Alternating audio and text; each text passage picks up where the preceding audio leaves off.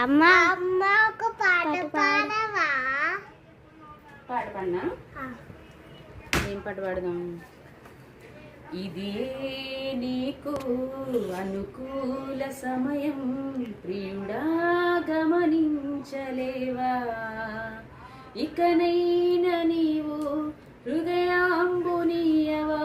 ప్రభు యేసు నీ కొరకు నిలిచెను. తరుణం వస్తుందో రాదో, మరణం వస్తే ఏమౌనో? తరుణం వస్తుందో రాదో, మరణం వస్తే ఏమౌనో?